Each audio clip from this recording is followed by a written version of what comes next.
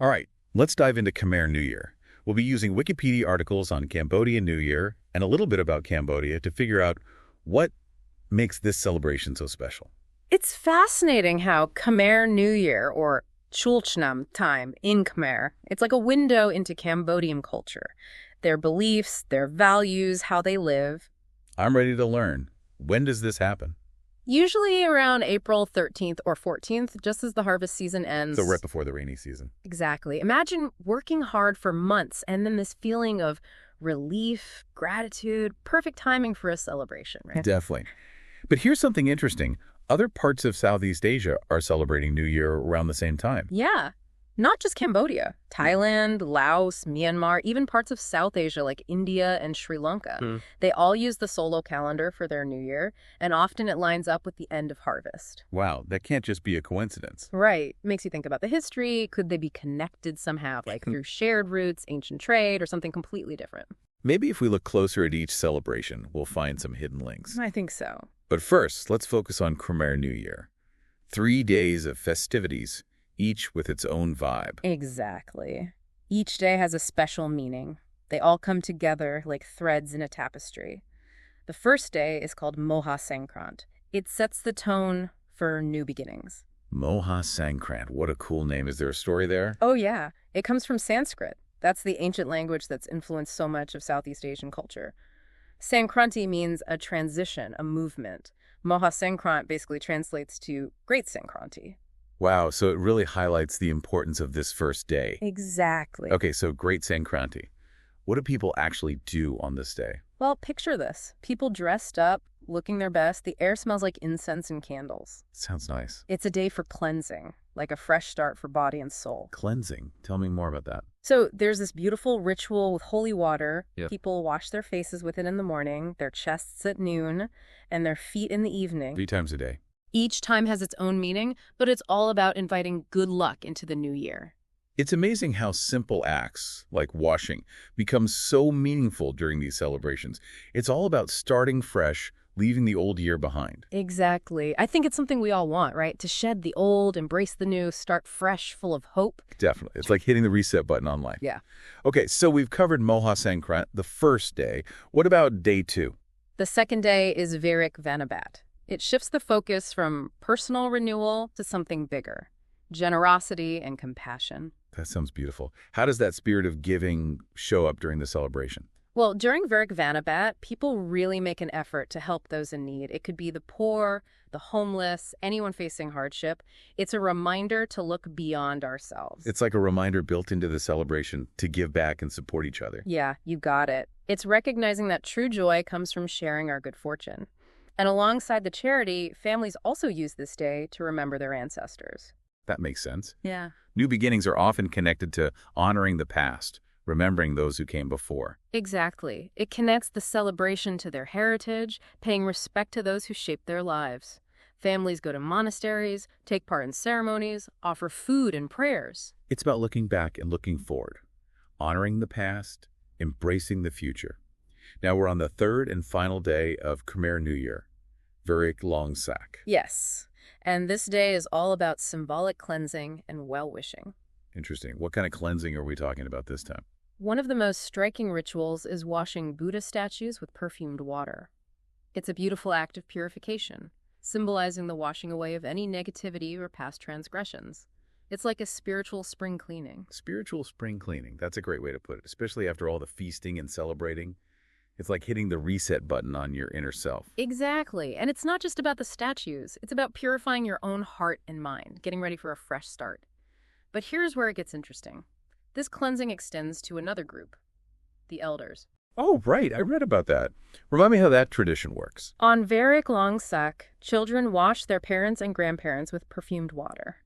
It's a really meaningful gesture. It definitely ties into that theme of respect for elders we've seen throughout the whole celebration. It does. It's a beautiful way to show gratitude, seek blessings, and acknowledge the wisdom and guidance elders offer. And it's not just one-sided. In return, elders give blessings and advice to the younger generation. It's like a beautiful exchange, honoring the past while looking to the future. But let's be real. No New Year celebration is complete without some fun and games. You know it. Khmer New Year is no different. It's time for laughter, playfulness, and a little healthy competition, and you'll find some truly unique customs and games woven into this celebration. Okay, I'm all ears. What stands out to you? What are some of these traditions? Well, there's one custom that always makes me smile. Shreng Priya. Imagine this. You gently sprinkle water, sometimes liquid plaster, on elders. It's a symbol of good wishes and blessings. Wait, liquid plaster. That sounds a little messy. What's the meaning behind it? It's more of a light sprinkle than a full plastering. The mixture is usually water and chalk powder, just a symbolic paste. And it's all in good fun. A playful way to shower elders with good fortune for the year ahead. So it's like a playful blessing. Wishing them health and happiness? I can see how that adds a lighthearted touch to the celebration. Exactly. It really captures that blend of reverence and playfulness that defines Khmer New Year. Speaking of playfulness, I can't forget about the food. I'm always curious about different cultures, food traditions. What special treats does Khmer New Year have to offer? Oh, you're in for a treat. Get ready for kralin. It's a delicious cake made with steamed rice, beans or peas, grated coconut, and coconut milk. That already sounds amazing. What makes kralon really special? It's all about the cooking method. It's cooked inside a bamboo stick. Yeah. Just imagine the aroma of the bamboo infusing the cake as it steams. It gives it this subtle, smoky flavor. Wow, that's so cool. It's like a culinary adventure. It is. But the fun doesn't stop with the food, right? What about those traditional games we talked about? Oh, get ready for some serious fun. Khmer New Year is full of traditional games. They're not just for entertainment. They often have deep cultural meanings, reflecting Cambodian values and history. Okay, I'm intrigued.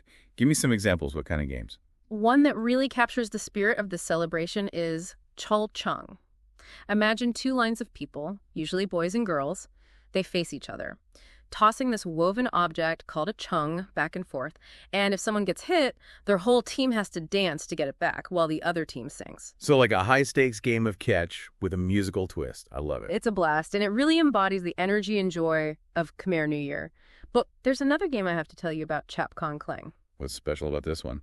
Picture this. Adults mimicking each other. One person acts like a hen protecting her chicks from a crow. It involves strategy, skill, and of course, lots of laughter. Wait, someone actually pretends to be a hen. That's hilarious. It sounds like so much fun. And it's amazing how these games bring people together, young and old, creating this sense of community and shared joy. You got it.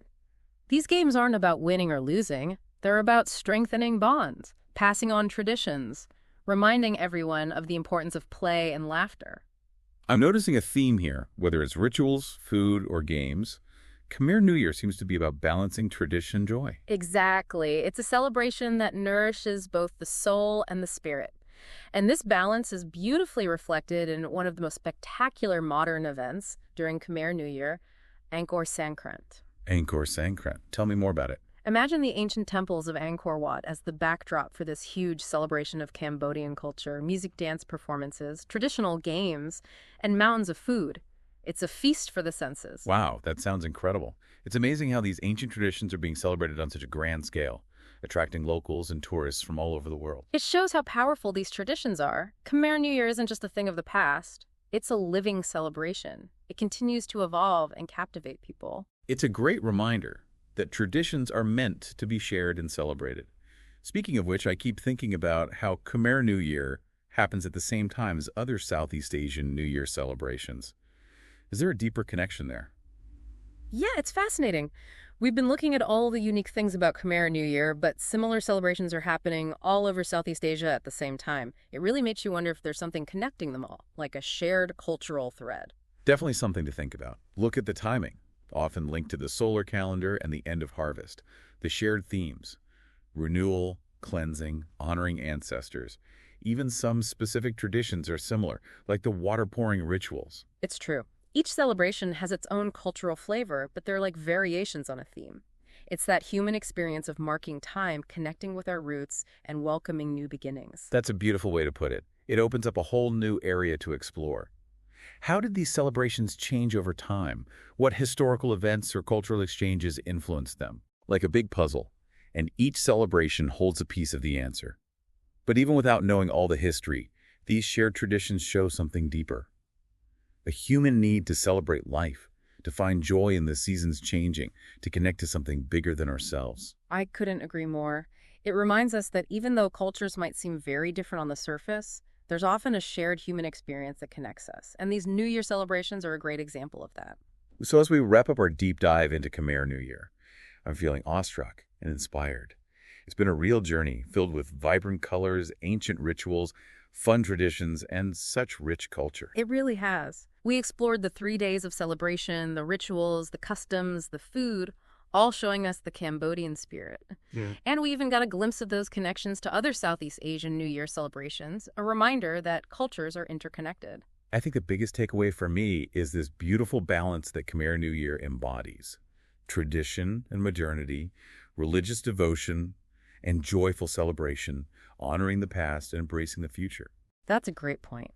As we leave you with this final thought, think about this.